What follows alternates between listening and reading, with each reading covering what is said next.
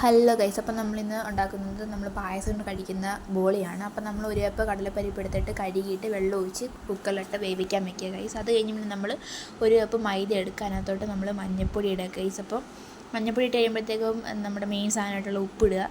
ഉപ്പ് ആവശ്യത്തിന് ഇട്ടാൽ മതി, ഉപ്പ് കൂടല്ലേ ഗൈസ്. അപ്പോൾ അത് കഴിഞ്ഞ് ഉപ്പ് ഇട്ട് കഴിയുമ്പോഴത്തേക്കും നമ്മൾ ചുമ്മാ മിക്സ് ചെയ്യുക. അതെല്ലാം മിക്സ് ചെയ്ത് കഴിയും പിന്നെ നമ്മൾ വെള്ളം ഒഴിക്കുക. വെള്ളം ഒഴിച്ചിട്ട് വീണ്ടും മിക്സ് ചെയ്ത് മാവ് മാതിരിയാക്കുക.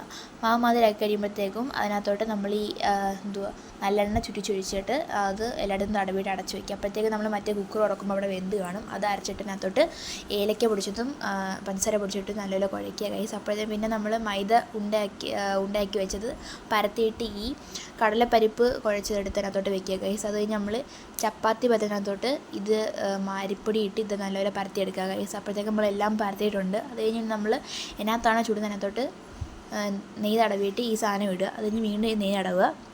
അത് കഴിഞ്ഞ് നമ്മൾ വീണ്ടും മറിച്ചിട്ട് കഴിഞ്ഞിട്ട് വീണ്ടും അത് വേവിക്കുക ഗൈസ്. അപ്പോഴത്തേക്കും നമ്മളെല്ലാം ചെയ്തിട്ടുണ്ട്. പിന്നെ നമ്മൾ പായസം റെഡിയാക്കി അതിനകത്തോട്ട് ഒഴിച്ച് കഴിച്ചിട്ടുണ്ട് ഗൈസ്. അപ്പോൾ നല്ല ടേസ്റ്റ് ഉണ്ടായിരുന്നു. ഇന്നത്തേക്ക് ഇത്രയേ ഉള്ളൂ. പിന്നെ ഗൈസ് സബ്സ്ക്രൈബ് മറക്കല്ലേ. അപ്പോൾ ടാറ്റ.